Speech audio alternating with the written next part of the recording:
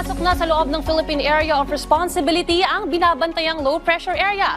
Ayon sa forecast na Pag-asa, may tsansa itong maging bagyo at tatawagin natin yung bagyong Isang. Sa ngayon, wala pa rin namang itong epekto sa ating bansa. Umiiral naman ang tatlong weather system, ang Southwest Monsoon at ang ITCZ, maging itong easterly winds o hanging silangan o yung maalinsangang hangin nagmumula sa dagat Pasipiko at yung Intertropical Convergence Zone o ITCZ, isang uri ng wind convergence mula sa northern at southern hemisphere at nagdadala nga ito ng makararanas na maulap at maulan na panahon o thunderstorms ang bahagi ng Bicol region maging ang Palawan at Mindanao. Sa Metro Manila, magiging maulap at maulan bukas hanggang sa weekend. Dulot po yan ng easterly winds. Ganyan din ang weather condition natin sa Metro Cebu at Metro Davao. Dulot naman yan ng ITCZ o thunderstorms yan o yung panandaliang pag-ulan sa hapon o sa gabi. Samantala, sa Sabado, August 23, ang official na simula ng Ghost Month ayon sa Chinese calendar. Para sa mga Chinese at Filipino-Chinese communities,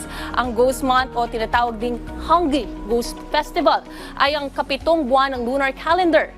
Ngayong 2025, ito ay gaganapin mula August 23 hanggang September 21.